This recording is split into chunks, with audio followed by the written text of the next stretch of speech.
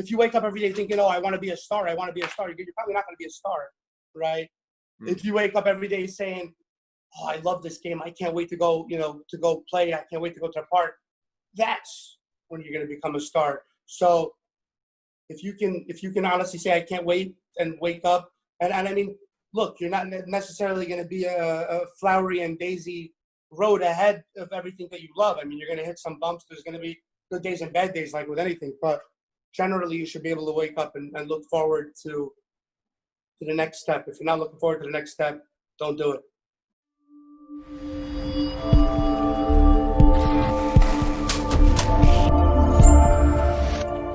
Hey everyone, this is Devin Miller here with another episode of The Inventive Journey. I'm your host, Devin Miller, the serial entrepreneur that's also a patent and trademark attorney. Each episode, we cover the inventive journey of different startups and small businesses and entrepreneurs. And we got a great journey to discuss today. We've got a couple of guests on today. So we've got both Jack and Michael. They have come up with I'll let them discuss a little bit more, but a way to fix your bed to make the sheets work better and to make it more enjoyable. And they call it the bed scrunchies, so they'll talk a little bit more about it. They before that, they have a long history in the linens business, and so kind of is their background. So welcome to the podcast, both of you guys. Thanks, Devin. We're excited to be on here.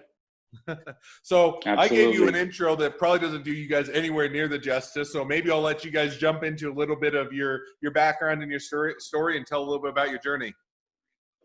Yeah, that sounds good. Thank you for having us, man. We really appreciate it. Mike, you wanna give Devin a personal thank you here? Absolutely, Devin. Thanks for having us. Jack, you want to start with a little bit background on yourself and how we got to this point? Yeah, a little bit of background I'll just give a little brief background of us and kind of how we came to light. So as Devin already kind of mentioned in the intro, Mike and I already are in the textile industry for more than 10 years. Combined experience, more than 20 years actually. So we've been at this quite a while. So we know that, loose bed sheets are a problem. Luxor Linens is our first company, first baby, which we started when 2006.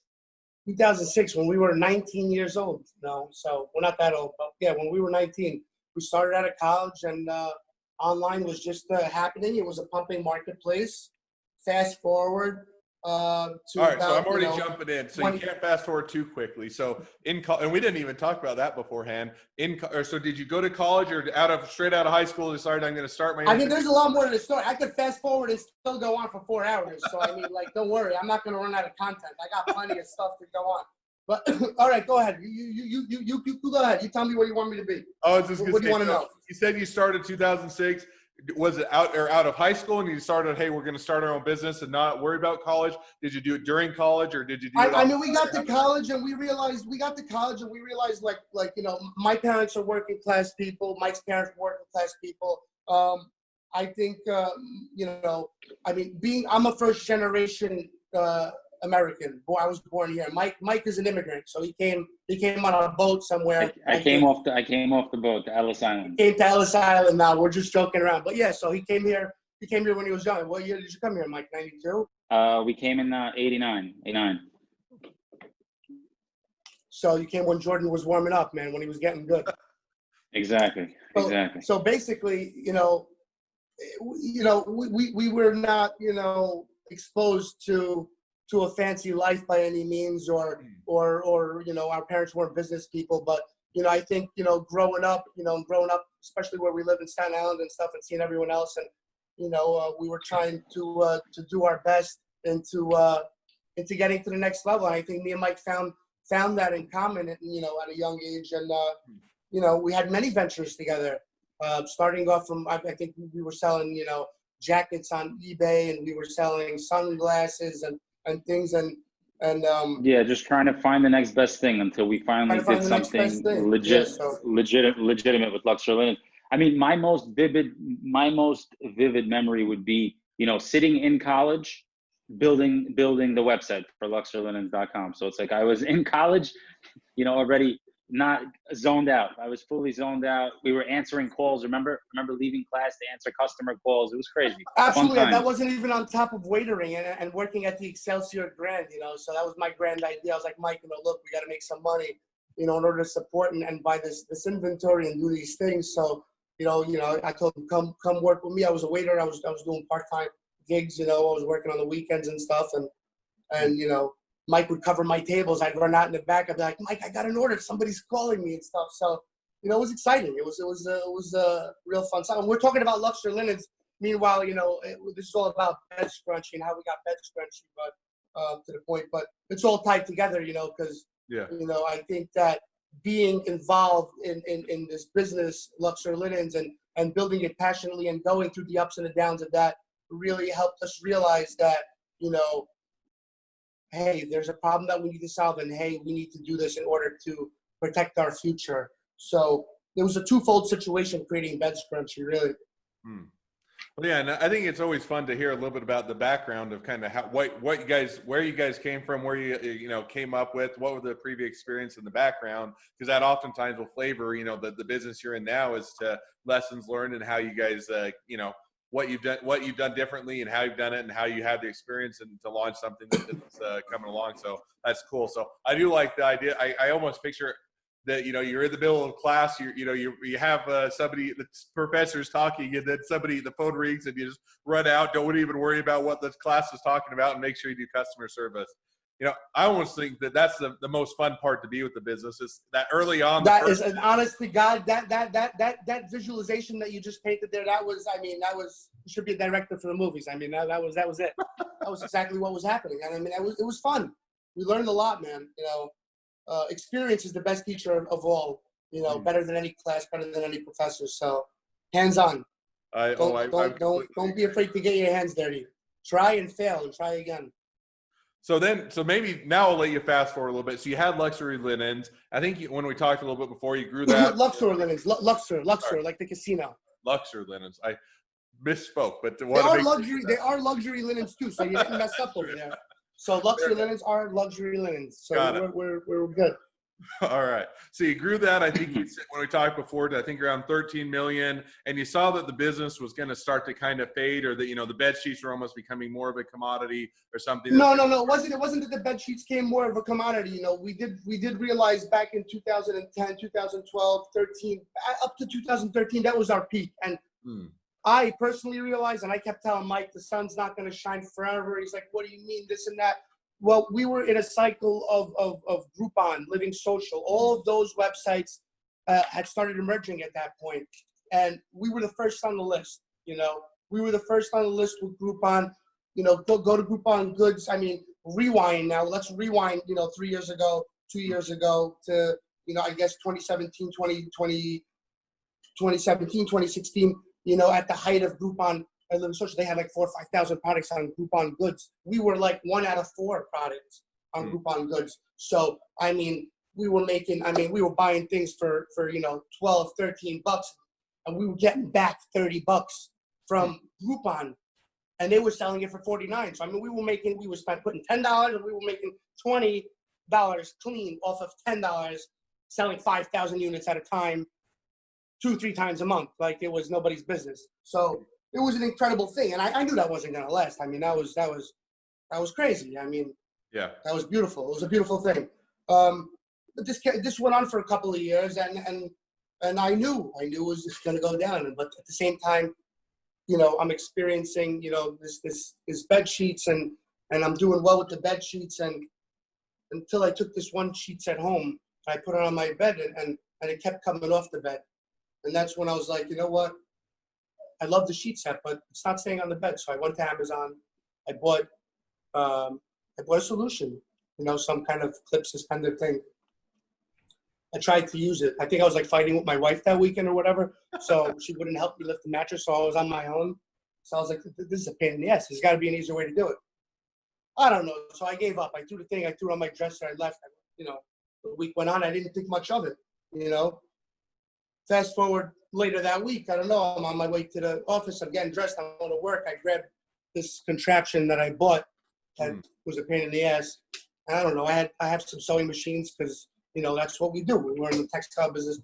So we do sewing, we do embroidery, we do custom bed sheets at Luxury Linen. So knowing that I have the sewing machines, I grabbed this contraption, I took it with me, I cut it up, I started making something for myself, something that I thought would be great. So when you came up with it, was it with a business idea that you were going to get it started, or just saying, hey, this is personal use, I just want to make sure that my bed sheet stays on?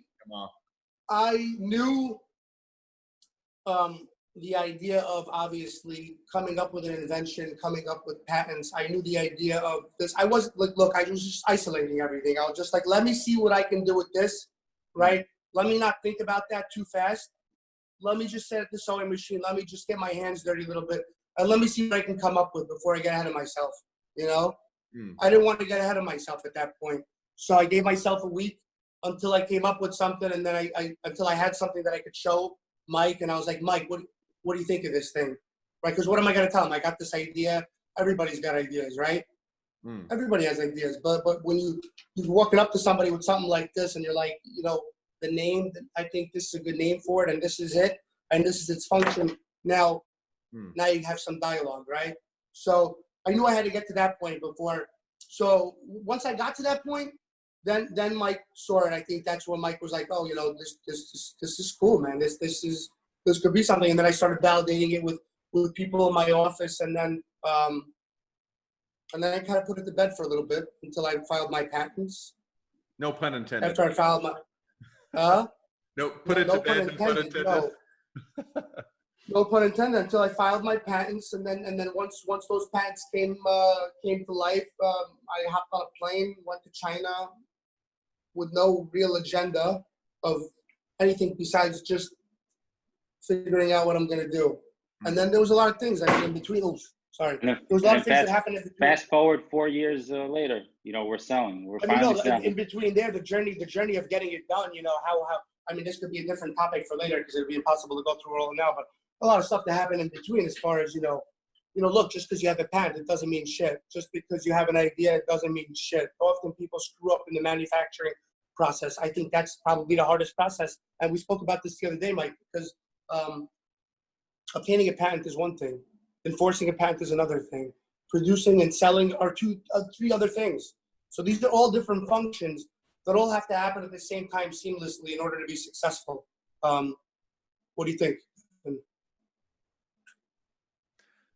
Yeah, I don't know if you're asking me or Michael, but I definitely agree with you in the sense that, I've been through, as I mentioned, I'm a bit of a serial entrepreneur, and I've done everything from software as a service, those kind of subscription products, to I do working with a company that's and I help co-found for wearable diabetes monitoring, and each one is different, but you end up wearing a whole lot of hats, and everything is hard and everything is different, and then you're expected to figure it out and do it all at the same time, and it's not an easy juggle, and you always feel like you're running to catch up, or you're struggling to keep ahead of everything, and you're always trying to just stay one step ahead of failure type of a thing. So I'm in complete agreement with you. Well, I really like to relate this to cooking. You know what I mean? It's like cooking Thanksgiving dinner, and you want everything to come out hot at the same time. How do you get it to come out hot at the same time without burning the turkey or toasting this or that? So I mean, essentially, if you're a good chef, you should be a good entrepreneur. You know what I mean? That's a good. It's like or like an octopus. You just got to level everything out. You have the different arms, and you got to stay level. I don't know about octopus, bro. I know we're humans, and we only got 2 arms, bro, and 1 brain. So you can only work one thing at a time. So take it easy. But you got to wear multiple hats. You know what I mean? To make it happen. You got to wear multiple hats. But back to that, wearing multiple hats, that's important. But you got to know when to turn off, and turn on certain things. And when you're in that position of doing, and that's where when when we're talking about the question, we'll get to that later when he asks us this question. But look, you got to focus. Focusing is important. Tunnel vision is important. You really got to hone in on what you're good at and then make it happen. No, I completely agree. So now almost a year, again, fast forwarding. So 4 years in development, took a lot of time. I think when we talked before, you're still running the linens business and linens company in the meantime. in how, you know, and I think if I remember right, and correct me if I'm wrong, you're still involved, you're still running that, but now you've kind of shifted a bit of the focus and attention to be on bed scrunchies and see that as kind of the next up and coming. So how do you manage, or how do you juggle where you put your time and your effort between the linens company and bed scrunchies, and how do you make that transition? That's a really good question. Well, you know, we see both companies as they're intertwined, right? I mean, it's not like we're selling, you know, we're in the linens business and we're in the food business. You know what I mean?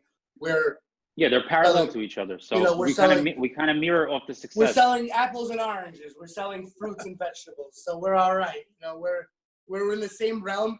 So we think that was a strategic and great move that we did, you know, and kind of positioned ourselves to make that happen. But again, you could even plan this out. It kind of just, you know, it just happens, right? You don't know what your next idea is going to be. I mean, I don't know if I could have come up with an idea for an amazing cell phone case, for an example. I don't know, but it just so happened to be in betting, so I kind of lucked out there, you know. Okay, that's cool. So now you've done that, and I think that's a great thing, is in the sense that they almost have the synergy, are able to work or play off of each other. So as the one company and as the other, that they aren't competing and they aren't pulling in different directions, but rather pulling in the same direction. In fact, they cross promote each other. It's like you sell somebody a sheet set, you sell them a scrunchie, you sell them a scrunchie, you sell them a sheet set. So it's a beautiful thing, you know. So then and it's great because the bed scrunchie is a fairly inexpensive, effective product, which appeals to the masses. And by appealing to the masses, you're gaining the trust and building, you know, a customer database, which in my opinion is the hardest and most difficult part of growing any business. So by building this customer database, you know, it's like these people are paying me to create leads. I'm giving them a solution. I'm actually creating leads that I'm going to be able to use and sell them bed sheets later on. You know what I mean? And turn this into a $50-60 million company, possibly. Why not? That's cool. Hey, why not? So now you take the 4 years in development, you've got the bed scrunchies, you've got the linens company. So looking at kind of maybe the next 6 months or a year, what's out there? Where do you think you see things headed, or what's the trajectory you're on, or where do you think, or where are you going to end up in another year? I think our trajectory is simple. It's to sell as many bed scrunchies as possible in as many countries as possible, and become sort of a bedding accessory phenomenon. Become the most talked about bedding accessory. Make it a thing. Once it's a thing, that means a lot of people have bought it, and I'll have those people's information, and I'll sell them other things.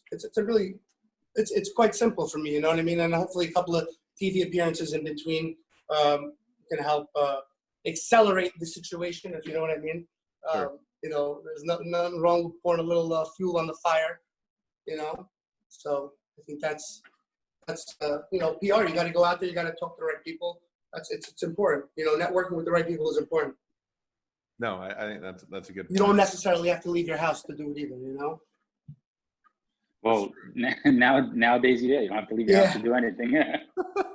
That's true. You guys, we were talking before, and you guys are in New York, so even if you want to leave or want to go outside, you couldn't. So you guys are going to be stuck in there. At least in Utah, we're naturally spread out, so we don't ever see tons of people anyway. So we don't have to. We can go outside a little bit more. But no, that's a good point.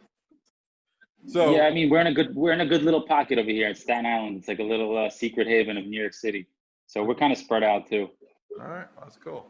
I grew up in a small town, and I like the small town feel. So I always, even what you guys would consider like spread out, that would make me claustrophobic. So, but no, I think. Funny enough, I think Redfin is the real estate data thing. They started saying that the search for small towns has gone up like 40%. A lot of people from these cities, like Cali and stuff, a lot of people are looking to move out and go to small towns.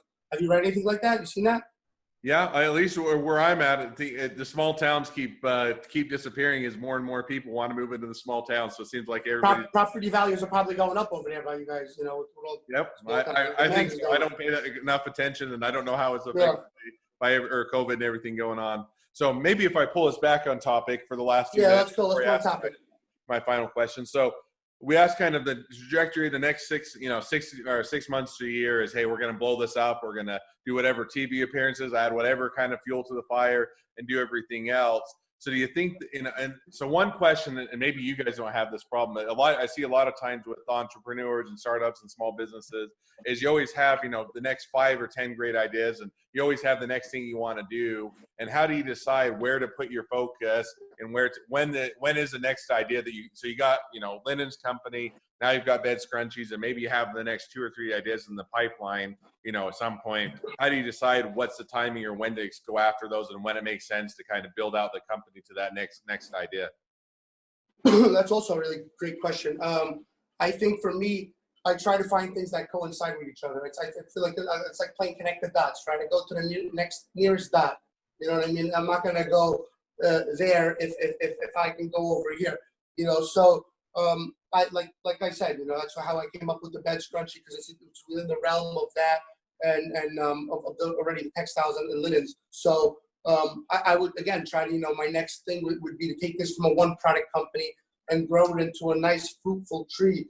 That would be my and I think naturally that should be anybody's next step. If you're an inventor and you're creating a one product, right? You try to grow other things around that product because you already have those customers. Right? Do an amazing job at selling that one product that you created. Once you do that, you'll build the whole trust thing. You'll build the customer thing, and you'll sell them other shit. I mean, it's a really simple thing. If you do the right thing, people are gonna come back.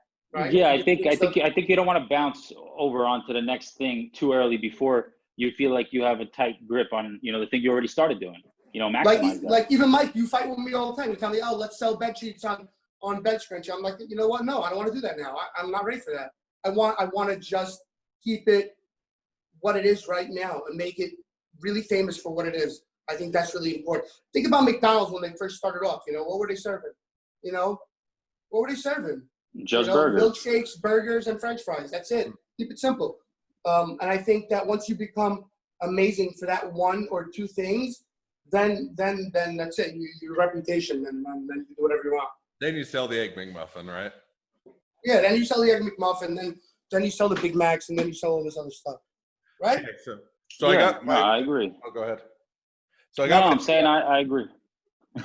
Sorry, we keep talking over each other. We got a delay here. That's right. So I always got my last 2 questions, but one thing that I think is fun to have both of you guys on, and I'll put you guys a little bit on the spot. So I would say at least most entrepreneurs or most people in the startups and small businesses and growing things, there have to be strong-willed individuals in the sense that you almost have to have that determination. Nobody's going to tell me what I can do. I'm going to figure this out. I'm going to do it right, and I'm going to make this work. And you almost have to have that will or desire, that personality, in order to be able to slog through all of the ups and downs and the good and the bad of startups and small businesses. And both of you guys, certainly seem to fit that mold really well. But how do you guys, when you now have 2 people that are kind of running things together and you're friends and you're doing businesses together, how do you kind of resolve differences, or how do you kind of make sure that, you don't have things blow up, or you guys don't have a falling out, or you make sure that you guys are both heading in the same direction? That's also a really good question. I think that, in order to minimize that for myself, for me, what I do is I just stay laser focused on the goal, right? If I know that in the end I'm trying to obtain or achieve or grab or do or get or do this one thing, then I'm basically, it's like fighting through a war. Like, even people that go to war, I'm sure they have some funny times on the battlefield. I'm sure they laugh, they smile, and I'm sure it happens. Like, seriously, it could be like gun battle. Well, we were just talking about it today. Sometimes we have good tension. You know what I mean? Jack disagree. We fight. We fight it out sometimes. Like brothers. But sometimes out of this tension, we get other ideas and things become clearer. I think it's important. Yeah, it's funny enough that I was actually talking to Mike about it, and we were talking about. I'm going to go ahead and talk about The Last Dance because it seems to be a popular topic now, and I just finished. Binge watching it because everybody said it was so good, and I made some time to watch it. And I think even when they talk about Jordan and stuff, they said there was a lot of tension between his teammates and stuff. They're upset because they portrayed Jordan to be nicer than he really was. He was a lot more of an ass. He was a bully. He was a bully. Yeah. Bully, but I think I'm not condoning bullying here, but I think tension is good. I think tension is important. You got to have differences. These differences spark ideas and create fuel to the fire. For me, the best thing anybody could do is disagree with me or tell me that I can't do something. That's kind of like, and I mean, I guess that's what I took out of that Last Dance too. I felt like Jordan was also like when the guy told him good game or whatever, and he patted him and he came back the next day and ripped him up. Well, remember that? Yeah. He told him, what was that guy Stockton? What was his name? No, that was just like some no-name Bradford Smith or something like that. Yeah, exactly. He's like, oh, good game. He's like, oh yeah, he came back the next day and he scored 38 points in the first half instead of. Did you watch it, Devin? Did you watch the Last Dance? I've started watching it. I haven't fully binged it yet, so I won't. I haven't got to that point yet. So you're not familiar with that part? Yeah. Where did you get yet. to so far? What episode are you on? I'm on the second 3, episode, 2? so I've only got. I've second, only right. started on it. I've There's like, there's a lot of stuff. I've had enough people that have told me it's great and I should watch it that I've started it, but life has been crazy and busy, so I haven't had the full time. Same here. Right before I go to sleep, man. I fell asleep to it a couple nights. I had to go back to the parts that I slept on, but. It's great. It's great because all the things that you could relate from that into business. You know what I mean? Me and Jack were just talking about it today. It's like, I was explaining to Jack how you need to have a cushion above you. So if you're a leader in an organization, for example, right, you could ride your employees hard to get the most out of them, but it's best when you have somebody even a little bit higher above you that those employees can go to if you insult them too bad or if you ride them a little too hard. So that's just a little lesson from there. Jordan would ride his teammates extremely hard, but the teammates would then go and cry to Phil Jackson, and he would kind of smooth everything out. He'd be like, yeah, but Mike, when you're on top, though, who are you going to go cry to? If you're the leader, I mean, and there's nobody above you, what are you going to do? Who are you going to put up there? I mean, there's God. They can pray to Christ, and maybe they can get some resolve from him. It's good to have that. When you're the guy on top. Insight. When you're the guy on top. When you're the guy on top, you have to know when to call the decision. Exactly. You have to know how the hard limits. you can ride. Exactly. That's the point. You have to know the limits. You have to lead by example, and it's important. Yeah, I mean, and also what they said is you shouldn't be willing. You should be willing to tell people things, to do things that you're not willing to do yourself. I think that's important. No, that's definitely something that it's an important takeaway. But no, overall, I think that having a partner, having differences is not a bad thing. Having disagreements could be extremely healthy for especially for an invention process, for a development process, for the growing process, really. Yeah. No, I think in complete agreement on all of that. So I think that's very good insight.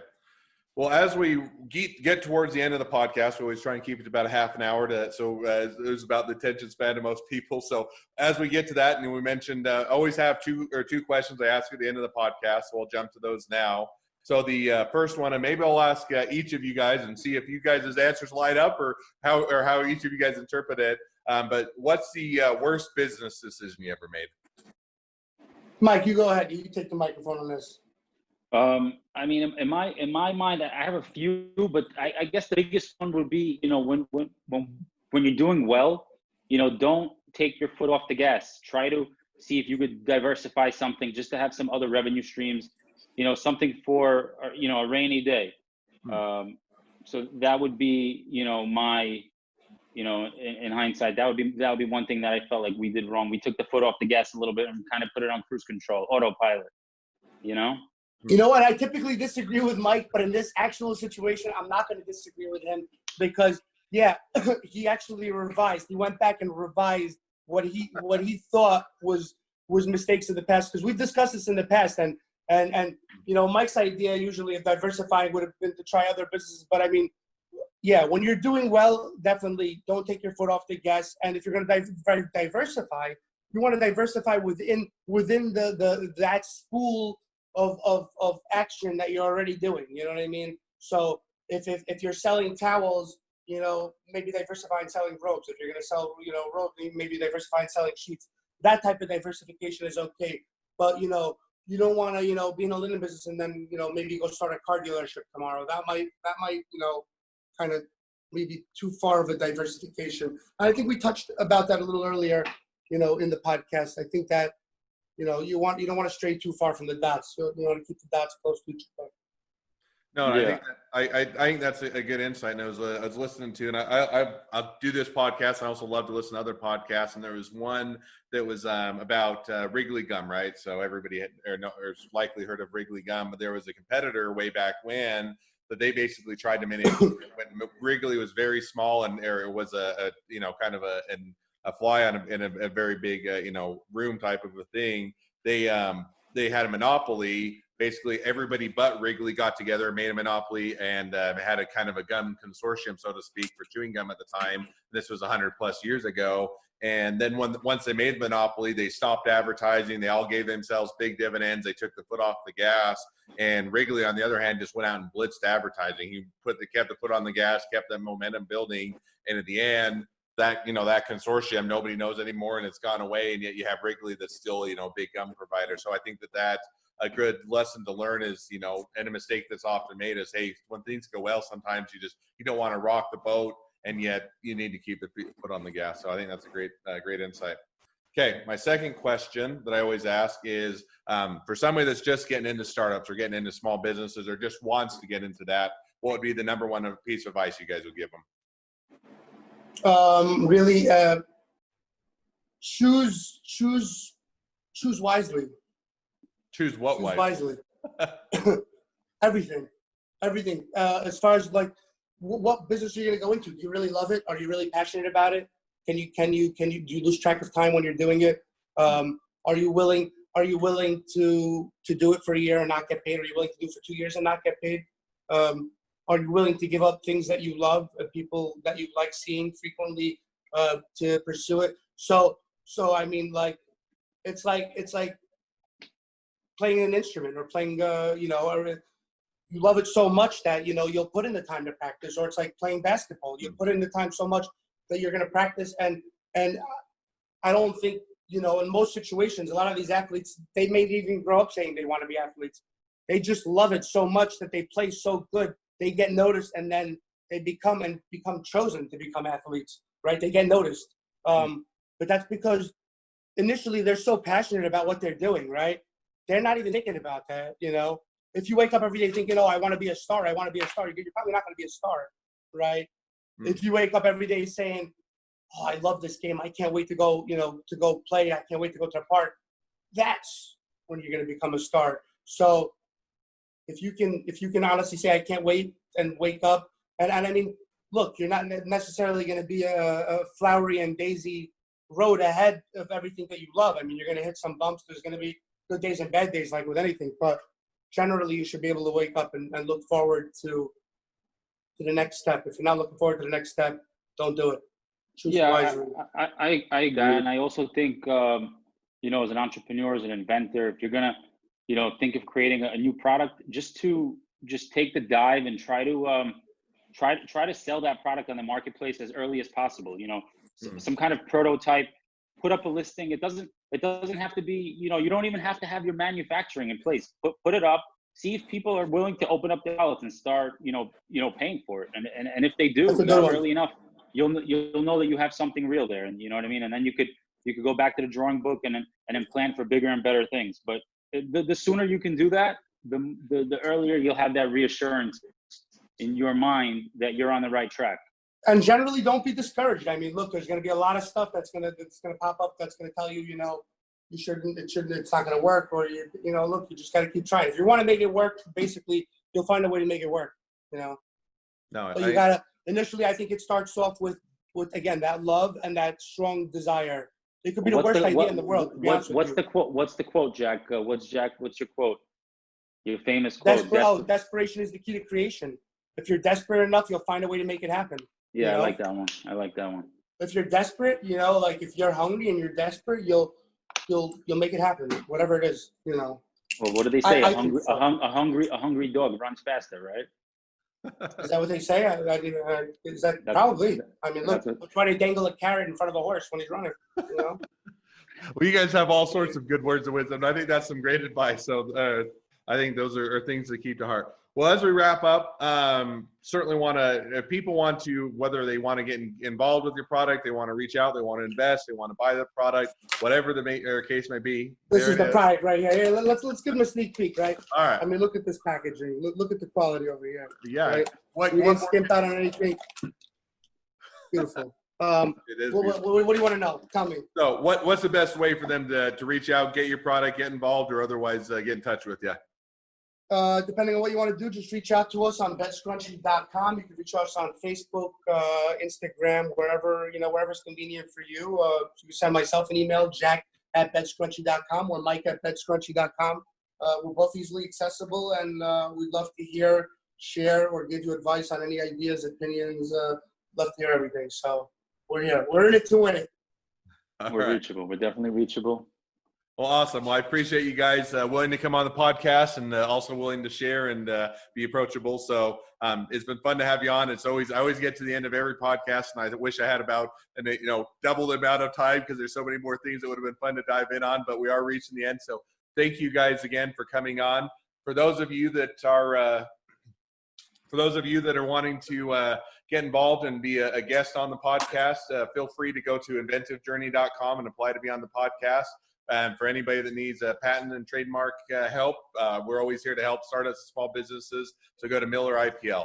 Thanks again, Jack and Michael, for coming on. It's been a pleasure, and hope to hear. Hope you guys' journey continues to go well for you. Likewise. Thanks for having us.